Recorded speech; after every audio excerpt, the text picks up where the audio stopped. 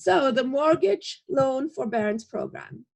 This program is part of the CARES Act that was signed into law on March 27th of this year. And basically, it allows homeowners affected by COVID-19 who have federally backed mortgage loans to request and obtain forbearance from mortgage payments for up to 180 days.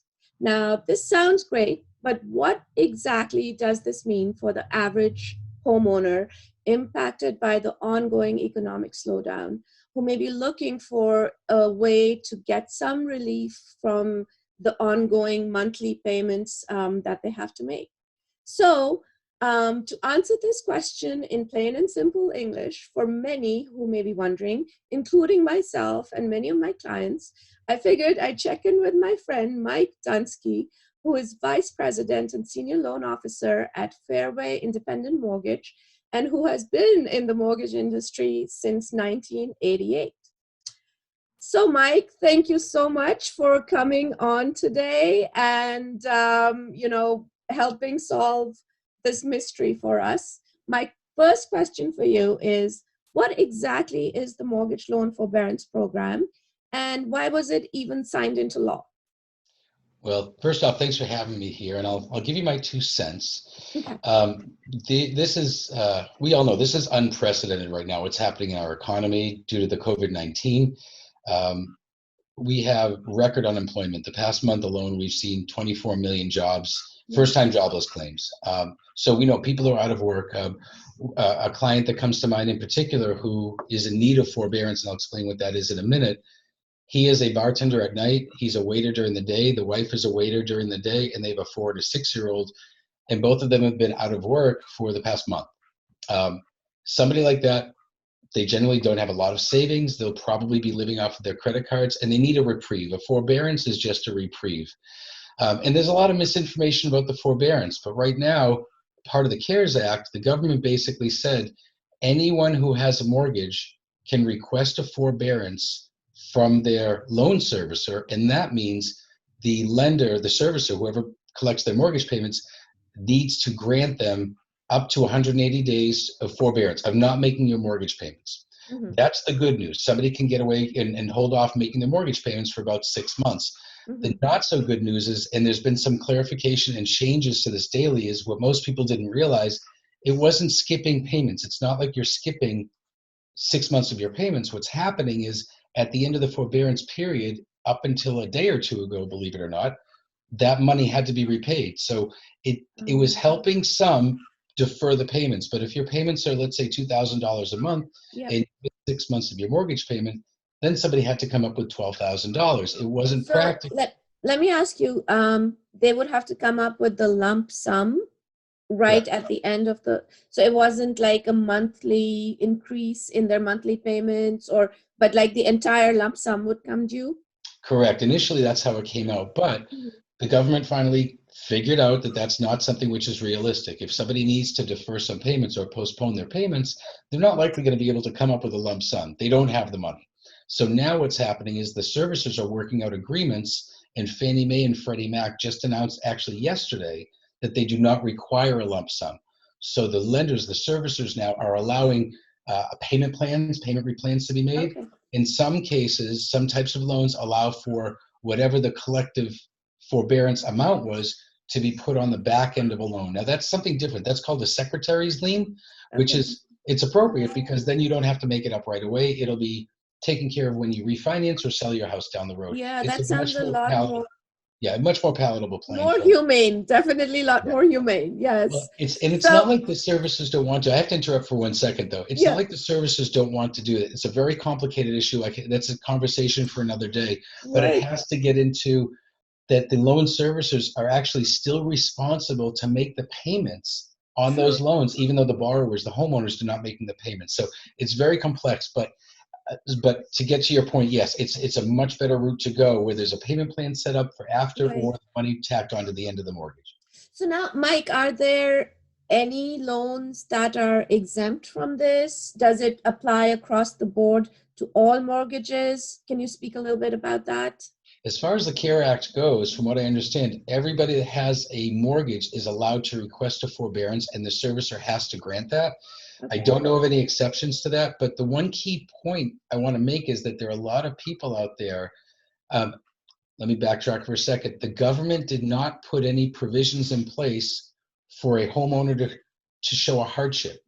Mm-hmm. Anybody, even if you're not impacted financially by COVID-19, you can request and receive a forbearance. There's no barriers to go through. You request it, it has to be accepted.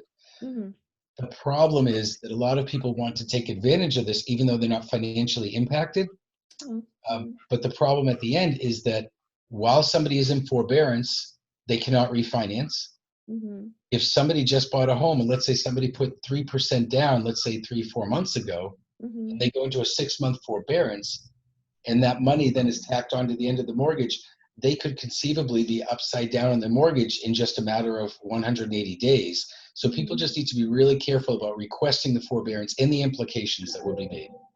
And does requesting, regardless of whether or not you obtain it, just the act of requesting, does that impact you in any way in terms of your credit worthiness, in terms of, how, let's say down the road, you might want to apply for a loan separate from your residential obligations? Like, are there any like further reaching implications for doing this kind of a request? No, no, you can request it, and it's not and as a matter of fact, while you're in forbearance, the lenders cannot mark you late on your credit.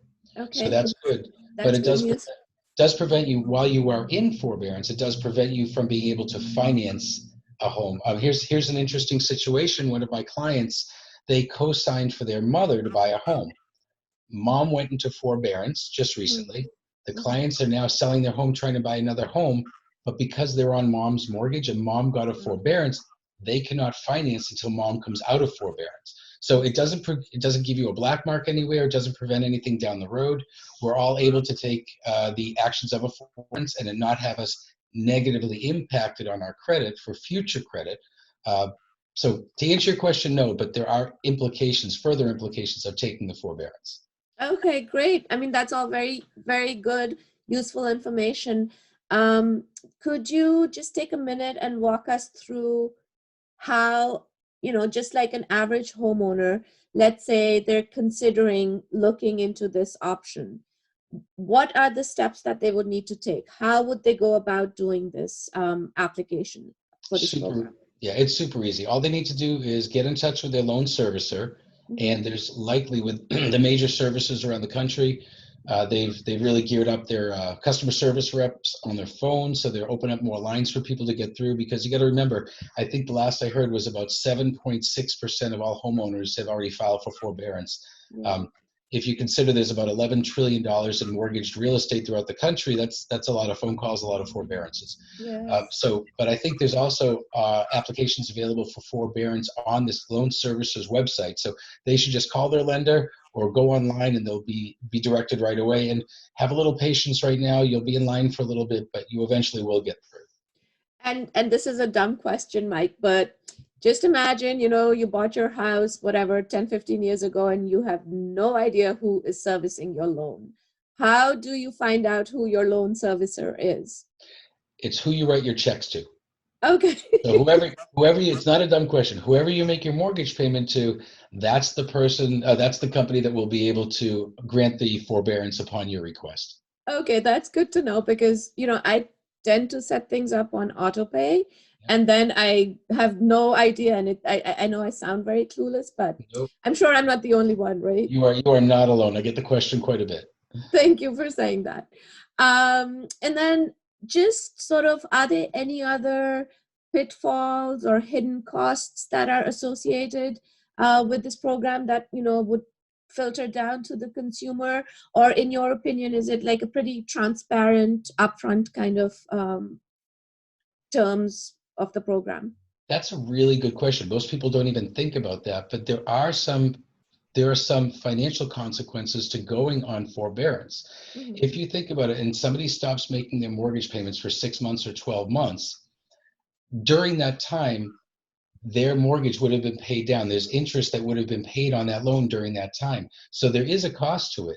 As a matter of fact, I have an example I can send you later on, but If somebody, let's say they go for forbearance for 6 months and they extend it another 6 months, 12 months of forbearance on a $250,000 loan could cost them an additional $6,200, approximately $6,200, just by taking the forbearance and that interest overlapping. It's not accruing. They're not tacking on interest to interest. It's just the interest that would have paid down their mortgage during the 12 months has been paused, and it has to be caught up on later on. Okay. All It's a right. good That's question. good to know. Yeah, good to know. No, that's really great information. And just sort of, to wrap up, I was wondering, from your experience and your perspective, are there any other alternative avenues that homeowners can explore, right? Like, let's leave the forbearance program to the side for now. Let's say you're just having a hard time meeting your monthly, mortgage payment. Are there any other avenues that homeowners should be looking at exploring? Yes, there are a few things you can do. Instead of the forbearance, maybe what they could ask for is a loan modification. If they really can't keep up with their bills, their servicers, whoever they pay the mortgage to, they can look into a loan modification where they could reduce the amount of money that they pay every month. They could possibly reduce the interest rate. They could, again, there's a number of things that the loan servicers can do.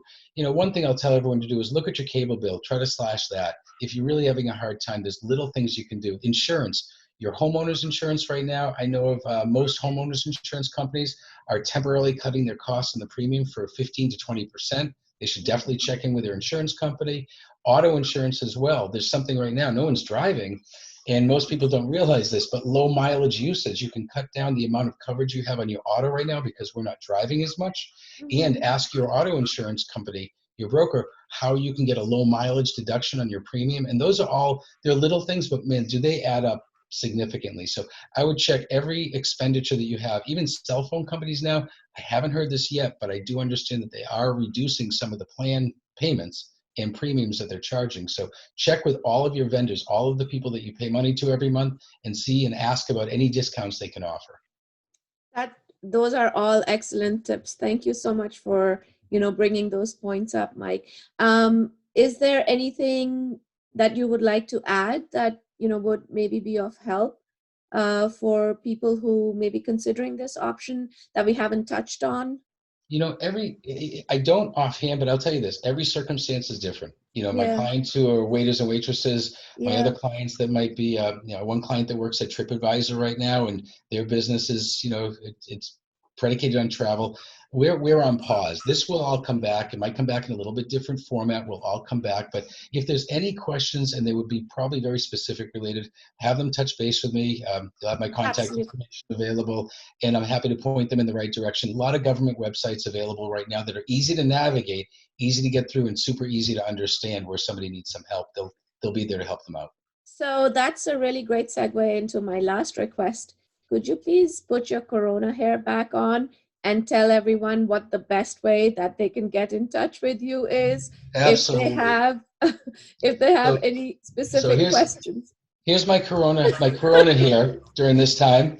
If you have any questions that I can help with, and please don't take me seriously right now. The best is to email me at michael.dunsky@fairwaymc.com, or feel free to call me at 508-245-0705. Mike, thank you so much. This was wonderful, very insightful, and as always, it's great to see you. Thank you so much. Great to see you too. Thanks for having me, and I hope this has helped. It did. Thanks, Mike. Have a great day. Thank you, Amna. You Bye too. bye. Be safe. You too.